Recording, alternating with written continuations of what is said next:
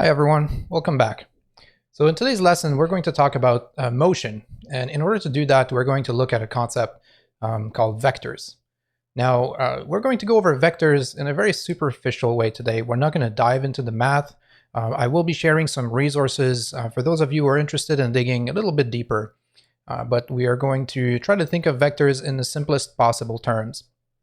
Now, vectors are going to be really helpful, not just in this lesson, but also in some of the subsequent lessons this semester. They're going to allow us to program all kinds of interesting movement and also down the road behaviors. So let's get started. All right, so let's make a new, let's remix our blank sketch here. And just before we talk about vectors, let's just talk about coordinates and movement for a second here. So you're probably familiar with the basic idea of getting things to move around in a processing or P5.js sketch. Okay, so now that our window is loaded, let's get rid of a few things here. And just going to split my screen so we can see the results. Draw a slightly darker background. Okay, so if we wanted to create a position, we would create variables like this, x and y, and we may make those equal to some quantity.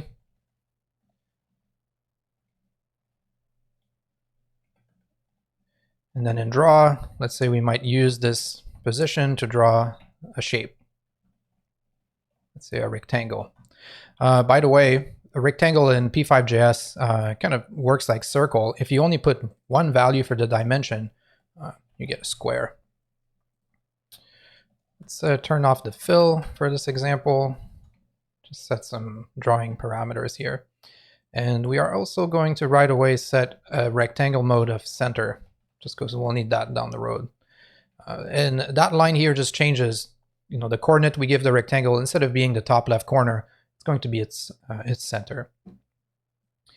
So this is how we've represented coordinates in previous programs. We created variables for x and y, and then we use these to represent a coordinate in 2D space. Now we can also do the same thing with something called a vector. So if we wanted to create a vector, what we're going to do is create a single variable to represent the position of our object. We're going to call this variable position, and that variable is going to be a new p5.vector. Now the name vector, it comes from the mathematical entity, the vector.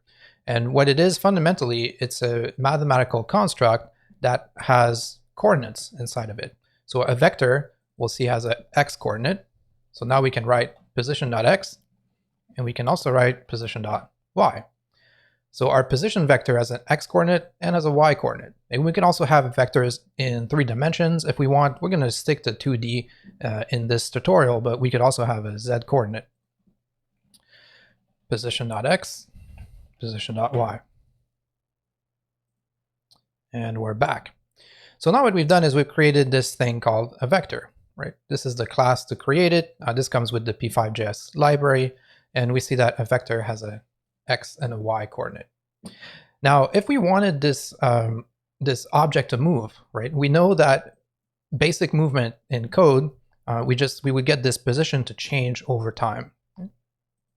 So for example, we would add, we might add something to the x position over time. Let's say we add 1 to x over time, position.x, right? Then that's going to cause our rectangle to move to the right. And if we do the same, we can add to y, right? Now it's moving down as well. So this should be nothing new. Now this amount we're adding to the position over time, we can also think of it as a vector because it has an x coordinate and it has a y coordinate. So in the past, you may have seen this called the speed of an object when you first learned about processing. For our purposes in this tutorial, we're going to call this idea the velocity. That's going to be like how much is an object moving along its x and y axis. And we're going to make the velocity a vector as well, because vectors have an x and a y coordinate. So now in setup, let's say velocity, we're going to make it random. It's going to equal to a random number between -1 and 1 for the x coordinate, and then for the y coordinate, we'll do the same. Okay, so we're going to get a random direction. Okay, so we could go either way, left or right, up and down. And then in draw over here, we are going to add to the position, we're going to say velocity.x, velocity.y. Okay. So this is something we can do with vectors. Actually, let's make our object start in the center of the window instead of this like arbitrary point I picked. So if we wanted to center this object, I could say width divided by 2, right, for the x-axis. And for the y-axis, I could say height divided by 2, let's say. So now every time we run the sketch, we get a fixed position and we get a random velocity. And we said both of those things we're going to call vectors. Okay? Now let's talk about, okay, so what does that mean to be a vector? Well, really what it is, it's an x and y coordinate, but there is a little bit more to it. Now, conceptually, vectors they're basically, we can think of them as lines, okay, like arrows that are pointing in a direction. So let's make a little function here. We're going to call it draw vectors. We're going to use it just to visualize what these vectors are doing in our sketch, at least in this first lesson, just so we can wrap our heads around, what are these vectors doing.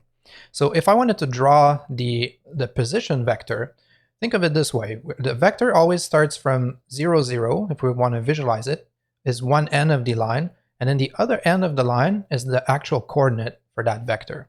So if we have position.x and y, that would be the end of the line, and then if we wanted to draw it, it would start from 0, 0. So let's just draw the line so we can see it. And then in draw, I'm going to call that function I made. Now, I've decided to put this into a separate function because we're going to get rid of it down the road, so it's going to be easy to just not call that code and still have it on standby. So this line here, we can think of it as our position vector. Okay? And our object keeps getting away, so I'm going to reload. So it is a line, right, that is pointing to the x and y coordinate of this vector. So let's also try to represent the line for our velocity vector. Now what we're doing here is we're adding the velocity to the position in every frame. So rather than draw the line from the top left corner here, we're going to draw the velocity vector, let me restart the sketch here, from the end of our position vector. And that's going to show us the direction that our square is moving. Now, in order to do this, we're going to use push and pop here because we're going to translate the origin to our position. And then we're going to draw the velocity vector. So 0, 0, and then velocity.x, velocity.y. All right. Now, we don't see it because the velocity is actually really tiny. Remember, it's only a number between -1 and 1 for both x and y. So we're going to cheat here a little bit just so we can see it. We're gonna zoom.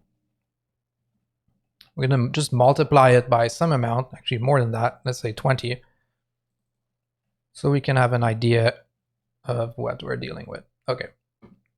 So now we can see our velocity vector, and every time we run the sketch, we can see that it's basically pointing in the direction our object is moving. And that makes sense because we are adding this velocity to our position in every frame. So why bother with vectors, right? What's the point? Well, if anything, vectors are nice because they give us one object to store a position, a coordinate, right? So we have now one thing we can call position that has an x and a y, and one thing we can call velocity that has an x and a y. Whereas without vectors, we would have to have like position x and y, and then we would have to have velocity x and velocity y as separate variables. However, in addition to that, vectors come with perks. Now, we said in the beginning of this lesson, vectors are a mathematical concept. So once we start to think of these coordinates as these arrows, right, these lines in space, there are a number of things we can do, operations we can do on these lines that make some geometric things a little bit easier on us. So let's take a look at the vector class here in P5.js. the vector object. So we can see vectors can have an X and Y and also a Z component if you want to, but we're not going to talk about 3D. And then along with a vector comes a whole bunch of functionality. So for example, we have a function that we can use. We can add vectors together. So let's jump back to the code here for a second. Actually, right here. We can add vectors together, which is what we're doing here, right? We're taking velocity and we're adding it to the position. So because both of these objects are vectors, we can use the functionality built into the vector object to do this. Instead, we can write position.add velocity.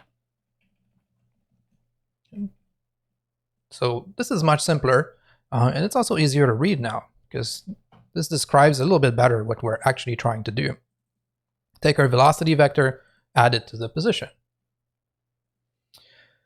So we can add vectors, we can subtract vectors in the same vein. So when you subtract vectors, you're just subtracting the X from the X and then the Y from the Y from both vectors. So think of them as kind of like shortcuts, right? And there's a whole slew of other features, other things we can do with vectors. Now I said we're not going to dive into the math for this lesson, so how this works is not really that critical. We can point out a few useful things though. When you have a vector, you can ask it how long it is, right? This is called the magnitude. This is going to be useful for certain things. You can also do things like, you know, now that we have our velocity and positions represented as vectors, once you have a vector, you can easily know its angle, right? Know which way it's heading. Or you can take that arrow, you can take that line, and you can rotate it. You can say, take that vector, rotate it by a certain amount. Okay? Or if you have two vectors, you want to know what's the angle between them. Now we can do all of these things because we've represented our coordinates as vectors. And the math to actually do this is implemented inside the vector class. So it's a good idea to go through these, and then you can skip over. You know, we have things like dot and cross. We don't need to dive into this at this point. We're going to keep a very simple look on vectors and just really treat them as these coordinates with some special perks added to them. Which means, for example, if I have this velocity line here, because it's a vector and I want to know what angle are you pointed towards, right? What's your angle of rotation? I can do that easily with the heading function. What that means in our sketch is we might want to rotate our square, for example, to point in the direction that it's moving. So let's do that just to demonstrate. So if you want to be able to rotate the square, right, first we have to bring the origin to the center of the square. So we're going to use push and pop. And then we're going to translate the origin to be, move the 0, 0 point to be where we want to draw our square, which means now we're going to draw at 0, 0, right? And then we can apply rotation.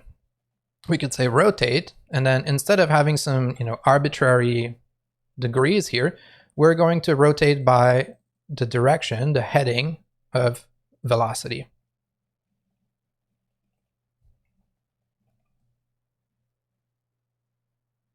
So now our object, regardless of which way it's doing, we can actually orient it in the right direction. And this is a bonus perk that we get from representing velocity as a vector. All right, so vectors are really useful. They're going to allow us to capture things that have an X and Y coordinate as a single object. And then while doing so, gain some special abilities, like being able to calculate the length of distances, lengths of lines, rotations, things like this. So let's do another example of things we can do now that we're representing our position and our speeds and all that as vectors. Right now, our object is just moving, is starting from the center and then just moving in a random direction. Okay, so that's fine.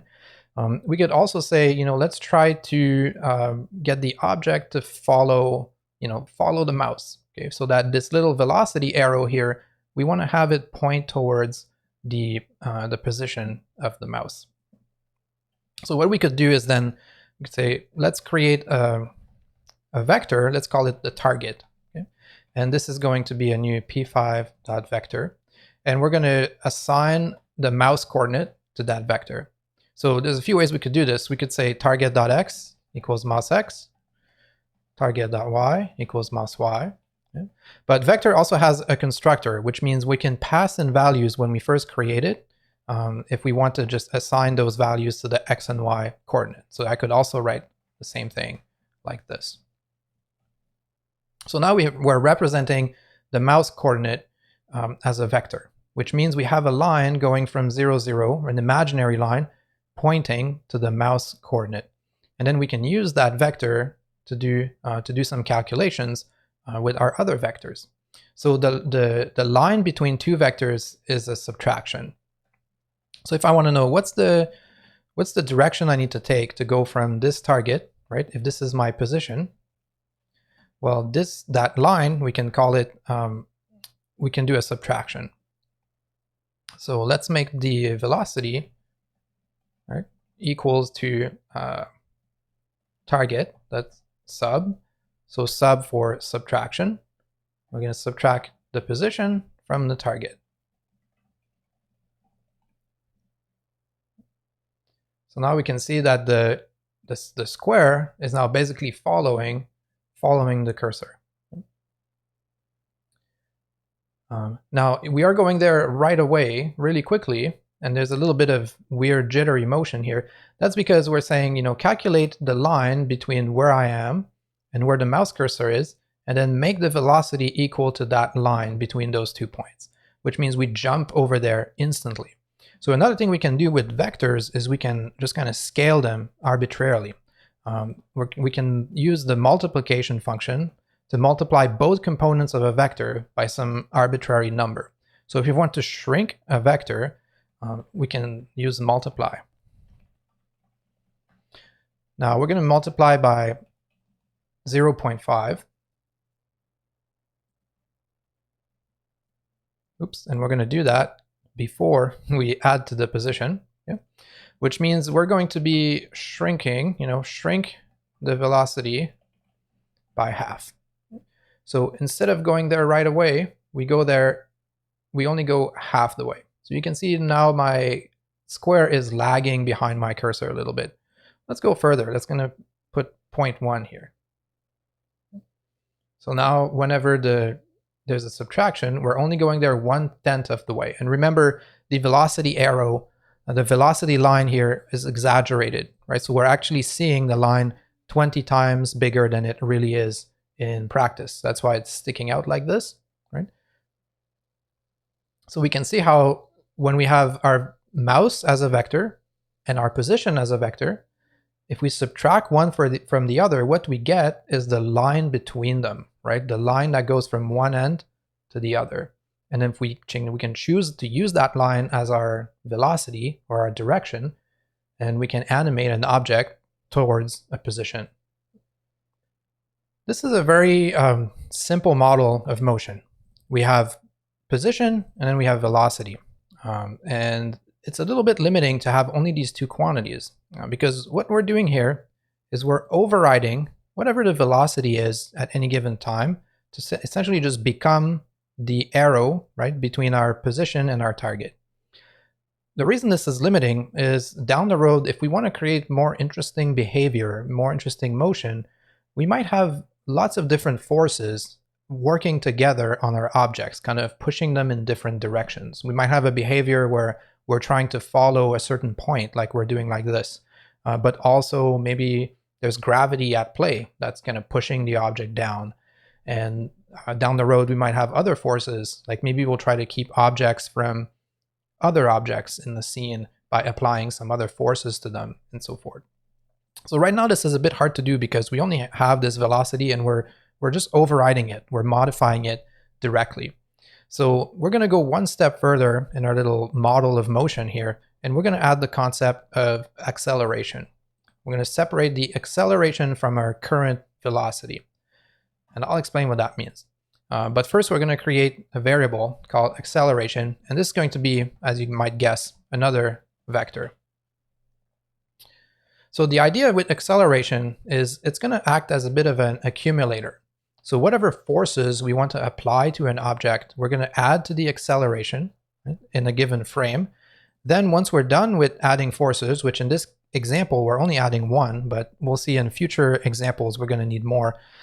Then we're going to add that acceleration to our velocity. And the big difference is going to be that the velocity is just going to remain over time, and the acceleration, we're going to reset it at the beginning of every frame of our simulation. We're always going to start fresh. And we can do this, we're going to by just multiplying it by 0. Okay, so we're going to always start our little simulation by saying acceleration, right? Mult 0. So we're going to 0 the acceleration. So if you multiply anything by 0, it just becomes 0, right? Then we're going to get a little bit more refined here. So we're going to, first we're going to take the result of this subtraction here. When we subtract position and target, what we're getting is the arrow, right? The difference between those two positions. So we're no longer going to put this into velocity. We'll just put it in a temporary variable. So we're going to say, let's call this diff for a difference. Then we will take that difference and we're going to shrink it a little bit. Now this this value here, 0.1, let's give it a name so it's a little bit less abstract. So we're going to call that the easing. Okay. And the idea is that it's going to be a value that we use to tamper some of those acceleration forces. So let's call that easing. Okay. And actually, it was 0.1. Let's leave it at that.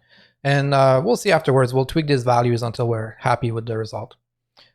So this is going to sort of say, don't go all the way there, right? Don't jump all the way to your destination. Just, you know, shrink it down a little bit so it takes us several times to get there.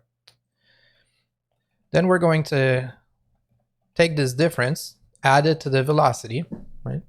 And already you can see by having vectors, right, we're not dealing with all these separate x and y variables. It makes some of our basic math here a little bit easier too, because now we can just, you know, add these things together in one single line, which is nice. So we're going to take this difference and then we're going to add it to the acceleration, and then we're going to add the acceleration to the velocity. Then we're going to add the velocity to the position. Now in this example, right, you'll see that the object is going a little bit crazy, and that's because oh, sorry, I don't want to add velocity to velocity. I want to add acceleration first of all. So it's going to go a little bit crazy, kind of like a spring going nuts here around the destination. And that's because when you think about it, what we're doing is, you know, we're calculating a little difference here. We're shrinking it a bit with easing, but then we're just adding over time to our velocity. So even though as the mouse gets closer to the destination, the velocity, it's like our object is moving in just this space with no obstruction, right? It just keeps going, and therefore, you know, imagine an ice rink that's really really slippery. So our object is going a little bit nuts here. So we're going to add another concept also. We're going to call this, let's call it damping. And this idea of damping is going to be to say, take the velocity of an object in our movement simulation here, and just to reflect, you know, kind of imaginary resistance, maybe, you know, air resistance or whatever. If you imagine the real world, right, there's always a bit of friction. We're going to model this by saying, take the velocity and then multiply it by this damping factor so that it's not going to go totally nuts over time. And what we get now is kind of an interesting little behavior, right? There's some springiness to it. And that springiness is now a combination of two things. How much easing we're putting in, so how much we're moving towards the destination, and how much damping we have in the simulation. So you can play around with these numbers just to see how they're affecting our little simulation of motion here. And these arrows are getting kind of annoying, so we're going to just stop drawing them here. And now this is what we're ending up with.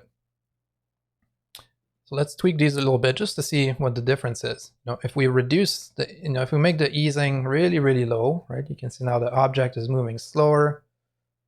Okay, so we can really start to tweak that behavior. We can have, so the higher the damping, right, in a way, sort of the less resistance there is, and then the lower the damping, the more resistance there is. So if we make damping, like 0.5, now our object is like moving through mud to get to its destination. So now we have a few different values we can use to play around with the behavior.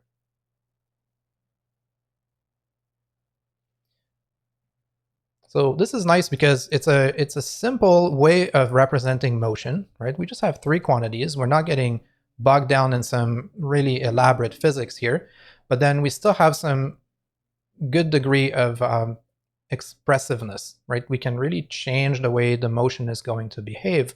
And as a result, we can also, we can really start to use that motion, maybe to do some, let's see. Let's move the background to set up here. We can trace that motion over time, right, as a path. Kind of going back to this idea that we're exploring in this series, which is creating drawing machines, generative drawing machines. We can have higher damping and then have these objects, we can visualize their springiness and so forth. So before we move on to the next lesson, I just want to point out that now our code is a mess. So let's take a minute here just to reorganize things a little bit and try to be a little bit more structured about how we approach this basic simulation, simulation of motion idea. So these variables we're going to leave alone, but what we're going to do though is sort of reorganize how we create our moving object, and also how we divide up these functions which are working on our various quantities here, our position, our velocity, right? This is a little bit of a mess. We have some, we have some behavior here, which is tracking the mouse. Then we have our basic motion formula happening here. Then we have some drawing code. Easy to get lost. So let's clean things up a little bit. So the first thing we're going to do is we're going to take these 3 quantities, right? And we're going to represent them as a, put the background back here so we can actually see something. We're going to represent them as one single entity, one single object. Now we could call this object anything. For our purposes in this series, in these lessons, we're going to call our moving things in the window, right? You could call it a mover or whatever. I'm going to call them agents, okay? For no other reasons that I like saying that word. I could call them, in the next lesson, we're going to talk about particle systems and just having lots and lots of these agents. So I could have called it a particle, a mover. The idea here is going to represent, this moving object that has a position, velocity, acceleration. So we just need to come up with a word to represent that quantity, and I'm going to choose to call this an agent. So we're going to create a function that is going to create a single agent object. And an agent is going to have a position, a velocity, and an acceleration. So let's make a new function here. We're going to call this function create agent.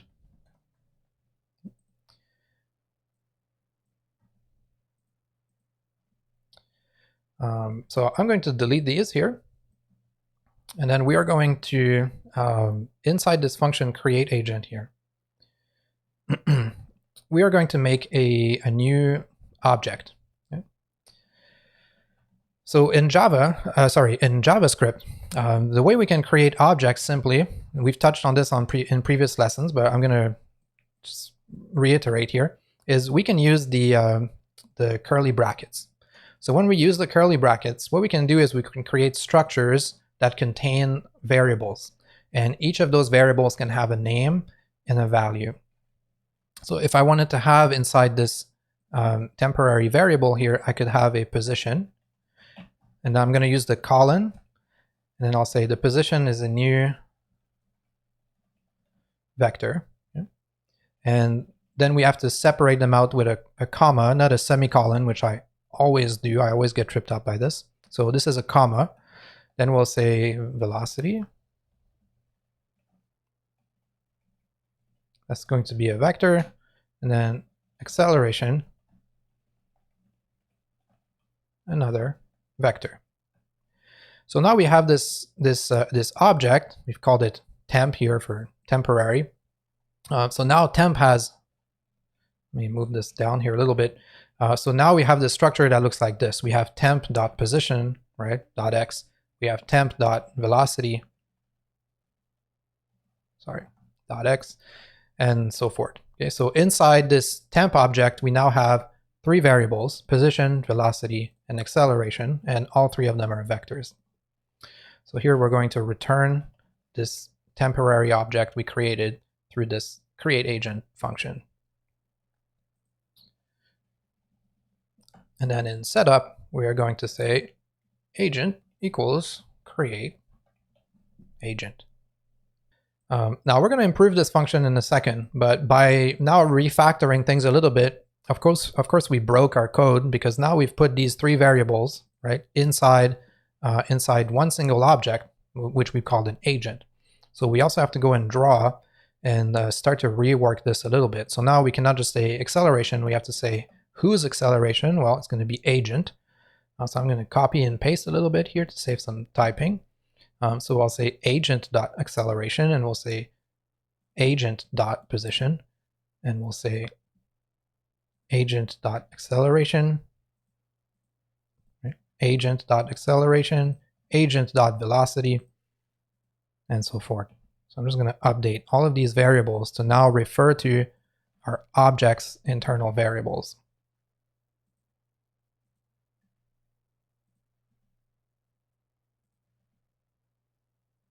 Okay. And now we're back exactly where we started. So now we have the benefit of doing this is now we have a thing, we have one agent, which is containing all the three quantities that represent this moving square. And that's going to be helpful mainly for the next lesson, where we're going to talk about scaling up and then adding, hundreds of these agents to our composition. Okay. So let's talk about the mess in here now, right? We're doing a whole bunch of different things. So let's reorganize this a little bit so that things are slightly clearer. A good place to start here would be with the drawing portion. Okay? This is the code which is actually drawing our agent. Right now I'm choosing to draw it as a box, of course, but we could do anything we want, and we'll talk about that for the code exercise. This is just so we can see what we're working with. So let's take this idea that this is the code responsible for drawing our agent, and let's kind of tuck that away inside its own functions, just so we can sort of keep the spaghetti mess down here and keep the code a little bit under control. So below draw vectors here, actually let's delete draw vectors, we don't need this anymore. We're going to create a function. Now, ideally I'd love to call this draw, but as you know, draw's already taken here. I could call it draw agent, but instead we're going to call this function render. And the parameter to it will be an agent object. This is going to make things a little bit shorter, and we're going to avoid having to just repeat ourselves a lot, right? So for example, if I had to draw something like draw agent over here, it's a little bit redundant. So we'll just call it render. And in this function, we are going to cut and paste the drawing code. So the idea here is anytime we have an agent object which has a position and velocity, we can choose to draw it by calling this render function. Now we will be able to say render agent inside draw. Okay, so I'm inside draw now. So similarly here, this is the code which is really responsible for our movement. Okay? Add acceleration to velocity, damp the velocity, and then add the velocity to the position. So we can think of these lines as this is our motion code. So let's have a function called move agent. So if I give this function an agent, it's going to apply our basic movement behavior to this agent. And then here, we also want to make sure we reset the acceleration at the beginning of every frame. So we're going to do that like this. We're going to include that in the motion, which means the first thing we're going to do in draw is going to move our agent. And let's say do this first. Okay. And then the reason we want to do it first is because it will reset the acceleration at the beginning of every movement cycle.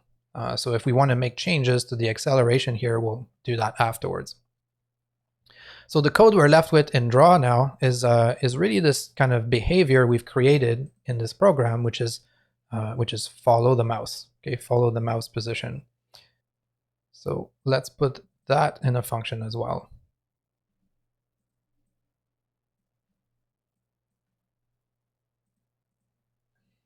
We're going to call this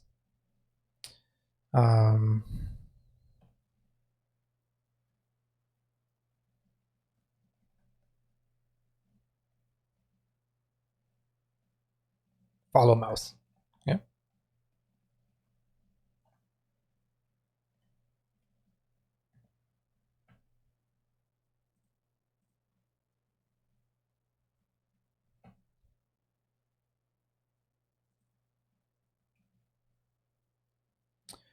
Okay. And this is not moving, of course, because I made a mistake. So, of course, if I reset the acceleration as the first thing I do in the motion code, we're going to be in trouble. Nothing is ever going to move. So what we're going to do is move the object, right? Add the acceleration to velocity, then dampen velocity, then add the velocity to position, and then we're going to zero the acceleration once we're done with it.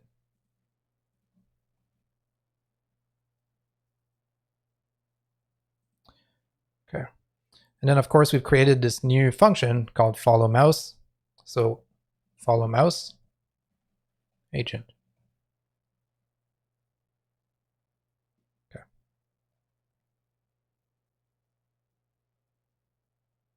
All right. Now we're back where we started. The main difference, though, is that we've sort of cleaned up our act here a little bit. Let's recap how we accomplished this. So first is we created one object. We've called this thing an agent. Okay, and I've decided on this. It's an arbitrary name. We're going to call our moving things from now on. We'll call them agents. This one doesn't have much agency, but eventually we're going to want to add some interesting behaviors to them. So it's going to make more sense for them to be called agents down the road. So we said, let's create an agent that's going to contain an agent is going to have a position, a velocity, and an acceleration. And we also now have a space. You know, we could add more attributes of an agent here. Okay? And we'll see that in the next lesson. We're going to add some more attributes to our agent by just adding more variables to this object. So we created one single object that contains our three concepts, right? Three vector variables. We've created a function that allows us to create this this agent, and then in draw here, we've taken the code we used to have and we've kind of organized it into different piles. We said we have a function that has the code that moves our object over time. We have a function to draw the object, and then in the middle we've inserted a little behavior, right, which is follow the mouse. And we program this behavior using by representing the mouse as a vector and then doing a simple subtraction of two vectors here. All right, so let's leave it at this for this lesson. In the next lesson, we're going to talk about how we would create multiple of these agents through a concept that we refer to as a particle system. So I'll see you there.